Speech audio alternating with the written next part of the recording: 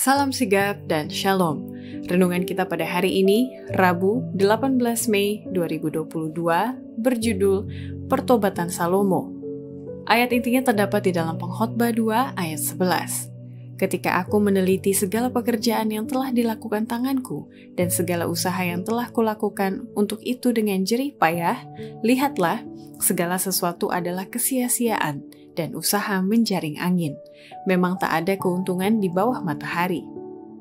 Pena Inspirasi menuliskan yang dimaksud dengan judul renungan kita pagi ini, Pertobatan Salomo, dan makanya kita perlu mencari Tuhan dan segala yang tidak berkenan baginya, jauhilah hal-hal ini. Ikuti kebenaran, agar kita dapat merasakan kasih Allah yang tiada bandingnya itu adalah sebagai berikut. Pertama, kisah pertobatan Salomo yang telah 2 kali melihat Tuhan di Gibeon, namun ia masih tetap menyimpang dari perintah Tuhan, maka kini Tuhan menunjukkan murkanya kepada Salomo.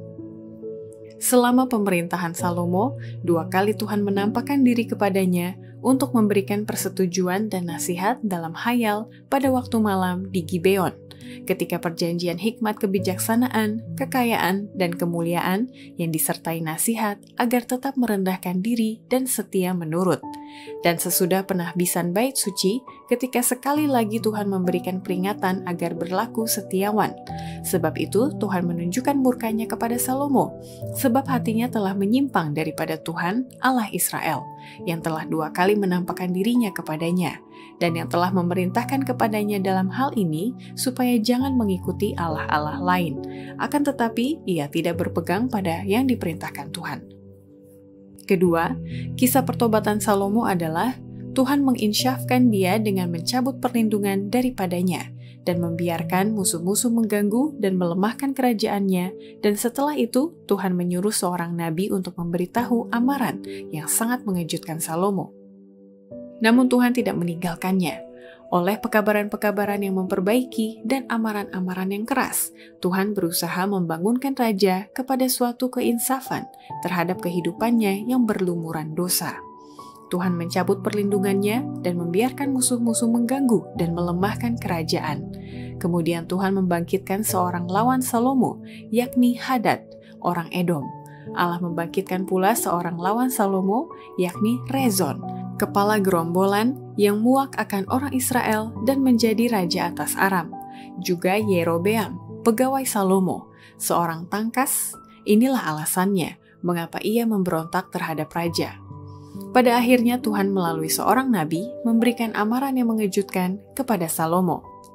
Ketiga, kisah pertobatan Salomo adalah setelah Tuhan menghukum dia dan seisi rumahnya, ia menjadi sadar dengan mulai melihat kebodohannya di dalam terang yang benar, dan kemudian ia berbalik meninggalkan kebodohannya itu dan memandang sinar pengharapan di dalam amaran yang diberikan Tuhan kepadanya.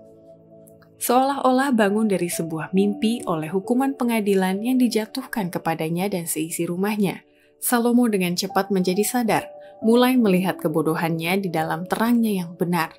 Disucikan dalam roh dengan pikiran dan jasmani yang lemah, ia berbalik dalam keadaan letih dan haus dari tempat air duniawi yang pecah untuk sekali lagi ingin minum dari sumber air kehidupan.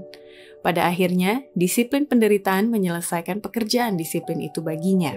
Telah lama ia dihantui oleh perasaan takut binasa oleh sebab ketidaksanggupannya berbalik meninggalkan kebodohan. Tetapi sekarang, ia melihat sinar pengharapan di dalam amaran yang diberikan kepadanya. Keempat, kisah pertobatan Salomo adalah ia cepat mengenal dan menyambut kuasa dan belas kasihan dari Tuhan, dan makanya ia segera mengakui kesalahannya dan berusaha mencegah orang-orang lain agar jangan pernah mengikuti kebodohannya di masa lalu itu.